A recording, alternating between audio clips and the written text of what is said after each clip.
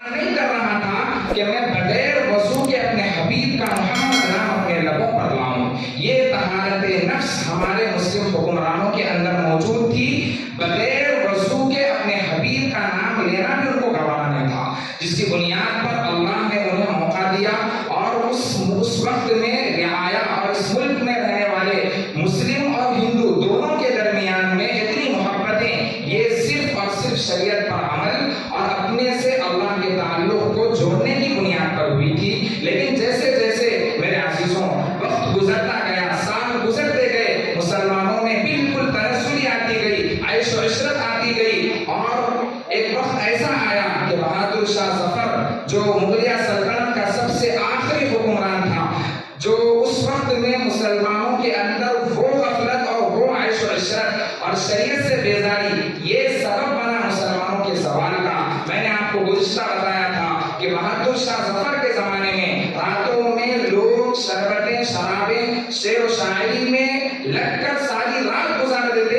صبح ہوتی تو اپنے گھروں کو سونے کے لیے جاتے تھے. اور اس وقت میں انگریز اٹھ کر ایکسرسائز کرتے تھے اور اس ملک پر قبضہ کرنے کی پلاننگ کرتے تھے.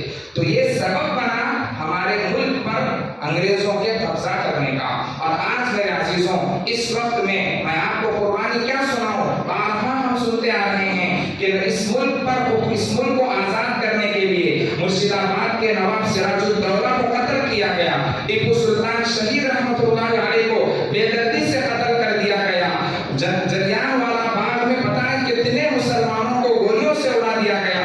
پھر اس کے بعد شیخ الہند محمود حسن دیوبندی رحمۃ اللہ علیہ کو بحر روم یورپ کے جزیرے مالٹا میں قید و بند کی صحبتوں کو برداشت کرنے پر مجبور کیا گیا. لاکھوں کروڑوں مسلمانوں کو تحریک کر دیا گیا.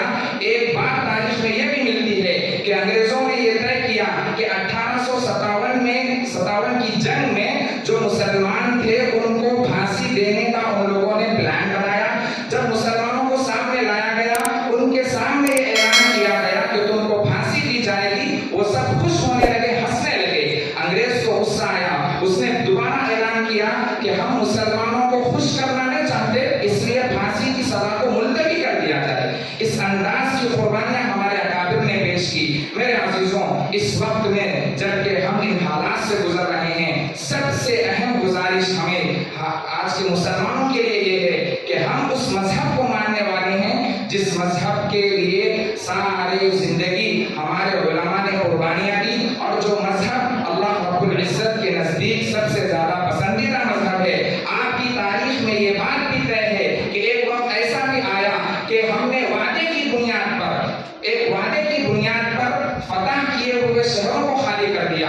ہم نے اسلام کی شریعت کے اصول پر عمل کرتے ہوئے جب ہندو اور مسلم کا جھگڑا ہوا تو ہمارے علماء نے شریعت کی روشنی میں، اسلام کی روشنی میں فیصلہ ہندوؤں اور مسلموں کے حق میں کیا. اس وقت کے جج نے یہ اعلان کیا آج مسلمان ہار گئے لیکن اسلام جیت گیا. میرے عزیزوں اتنا بہترین ماضی ہمارے سامنے موجود، لیکن ہم ماضی سے سبق لینے کے بجائے ہم غفلت اور عیش و عشرت میں ہم جاتے جا رہے ہیں. اس لیے اس موقع پر سب سے اہم گزارش یہ ہے کہ ہم ایک پکے سچے مسلمان بننے کی کوشش کریں. ہمارے ہر عمل سے غیروں کو یہ سبق مل جائے کہ اسلام ایسے ہوتا ہے.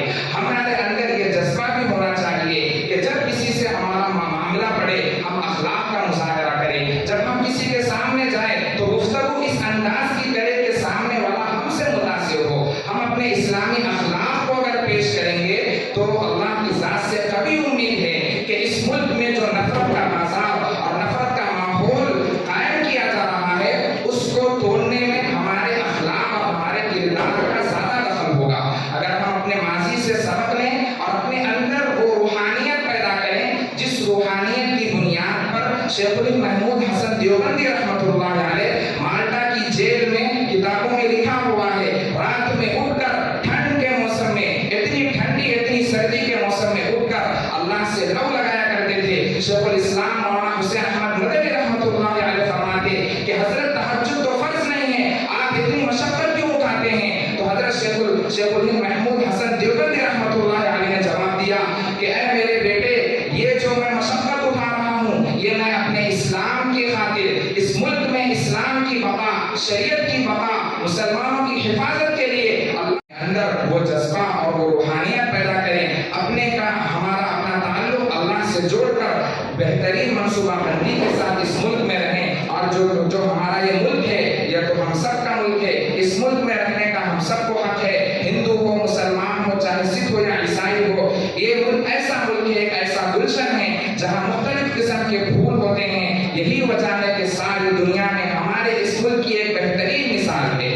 اس لیے ضرورت ہے کہ ہم اس آزادی کے موقع پر اس بات کو ملحوظ رکھتے ہوئے ہم اپنے اندر، اپنے بچوں کے اندر، اپنی نسلوں کے اندر ہمارے اکابر کی قربانیاں اور ان کی جد و جہد کو بیان کرتے ہوئے ان کے اندر ایک جذبہ پیدا کریں اور ان کے اندر دینی حمیت، ایمانی غیرت کو بھی پیدا کرنے کی کوشش کریں۔